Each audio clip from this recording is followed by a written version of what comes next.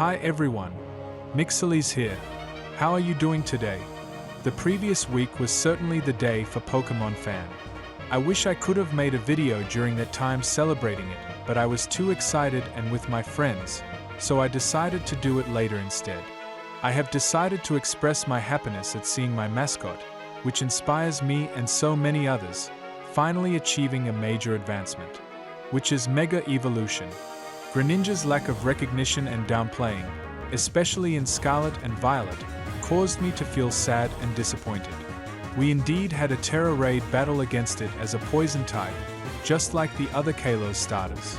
My point is that Ash Greninja's form was retconned in both the anime and Pokemon Journey. Same thing is happening in the game itself. They eliminated that form entirely and instead enhanced its attack, special attack, and speed. While it's great, switching out will result in a loss of all that stat increase. In Sun and Moon, it stays because it was a form change. So even if you switch out, the stat won't be lost. I tweeted about it pretty much ranting a few days ago, and the previous week, the Pokemon finally got its justice. Not only that, but the whole starter squad finally got a Mega Evolution. 13 years have passed. It was unfair that the Kalos starter that premiered in XY did not receive Mega Evolution, but the Kanto starter and Blaziken did. It never made sense to me, but now it's history. I'm happy that the Pokemon is now upside down and has a big shuriken above it. The artwork's depiction of it makes me enjoy it. It's as if it's saying, "Don't worry, I'll take care of things quickly." Its posture is also very cool. Initially, it seemed like a ninja, with its poses and everything, but now it appears to be a real ninja, as if it's ready to unleash a ninjutsu attack. I was reminded of Naruto while seeing that.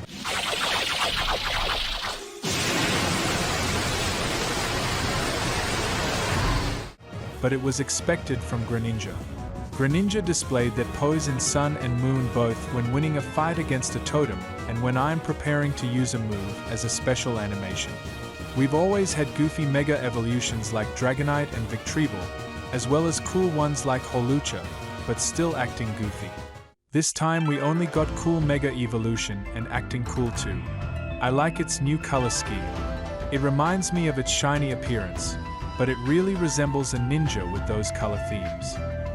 From a design perspective, I give it a 7.9 out of 10 and overall, I give all Kalos starters a 9.9 out of 10.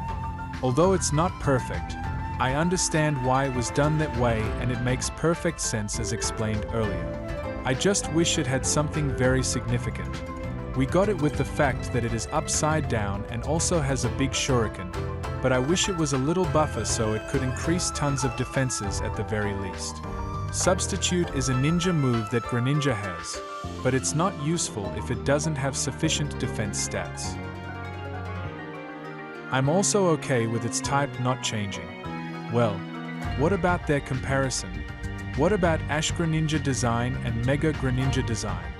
Ash Greninja and Mega Greninja are fairly similar in terms of design, but I think Ash Greninja has an edge. Fan service has nothing to do with it. I just have a better appreciation for its design. Perhaps the red color of Ash Greninja makes it stand out more than the Mega design. My preference is for the shuriken to be behind Greninja, not above or below, as it's upside down in its Mega Evolution. Both still make sense, don't get me wrong.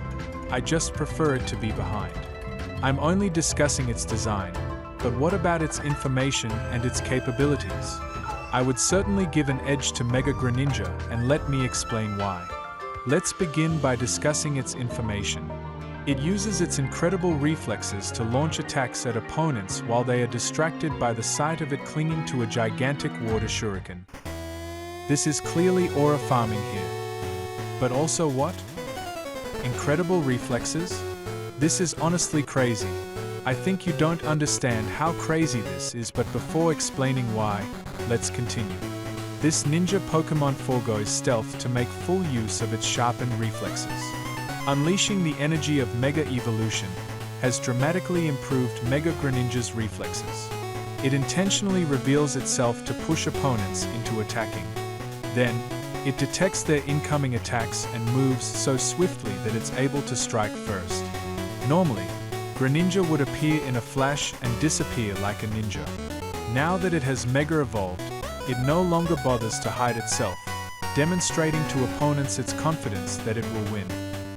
The fact that the Pokémon is no longer hiding and has decided to reveal itself is great. It's not hiding anymore, it's now in full attack mode, ready to annihilate any opponent that tries to get rid of it.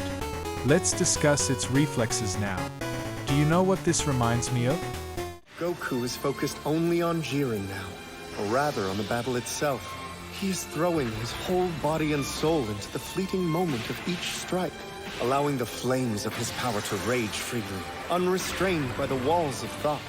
Concerns for his universe, or the gap in their powers, his hesitation, his impatience, his fear. He has given them all to the fire and let them burn. So that now there is only himself, his opponent, and the fight. Soon he will reach a realm still faster, keener, and deeper than instinct, where even that awareness will blur and fade. Yeah. I think you definitely know what I mean by that. This is clearly Ultra Instinct right there. The most impressive thing is that its head turned white, just like Goku's complete Ultra Instinct. Even Goku was so relaxed while beating Kefla with a Kamehameha upside down. Even in Dragon Ball FighterZ, there are instances where he is upside down while attacking. Regardless of all the information I have given, especially if you are a Dragon Ball fan, if you don't feel excited, there's no way I can change your opinion. These quotes also remind me of the Sharingan, where it can read movement before the attack is launched. For example, if you have watched Naruto, you know that Naruto fights at the Valley of the End. Sasuke was able to unlock his powers. His Sharingan unlocked 3 Tomo. It reminded me of that too. Sasuke is confident in beating Naruto and has avoided all Naruto's attacks. Mega Greninja was given the exact same description. This is the peak of aura farming at the next level.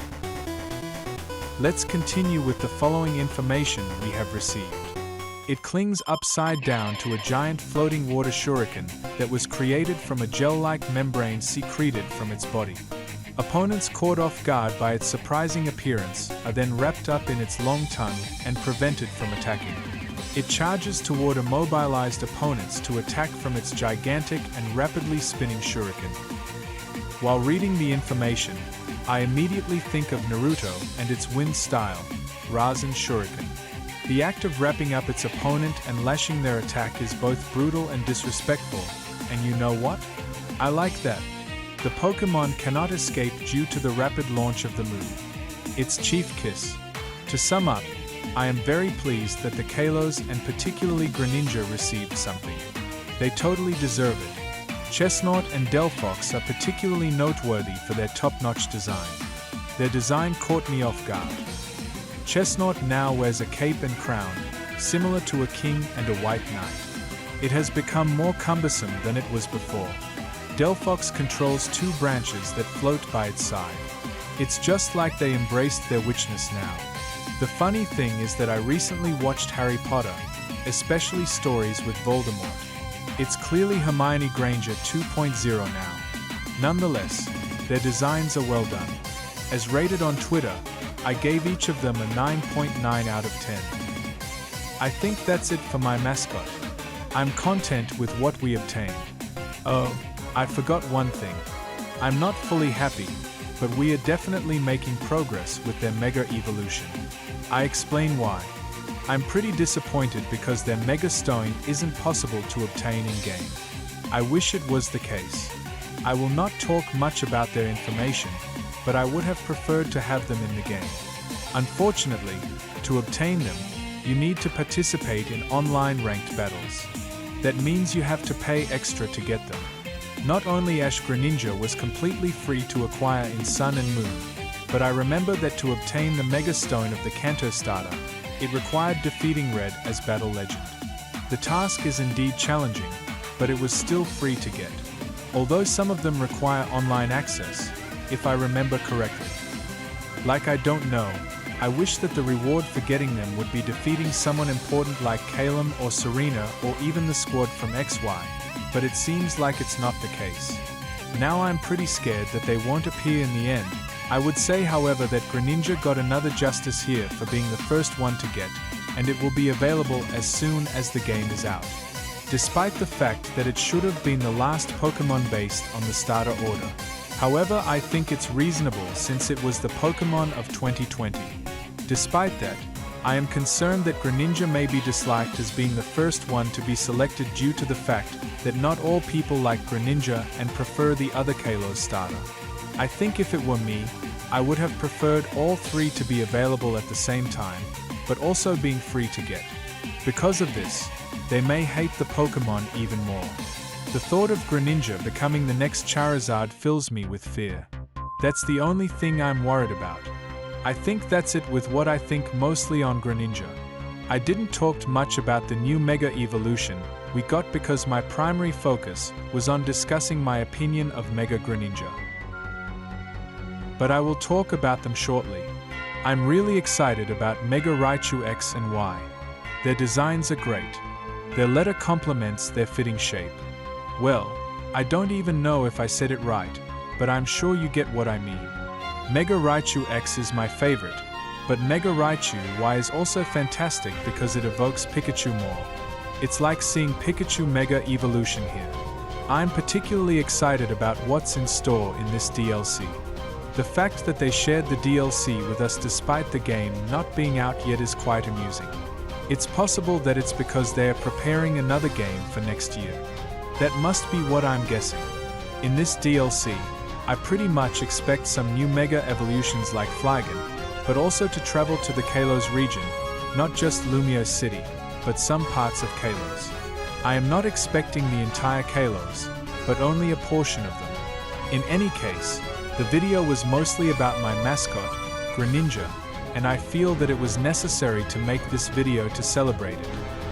Goodbye everyone, and we'll see you in the next evolution videos. Gekuga.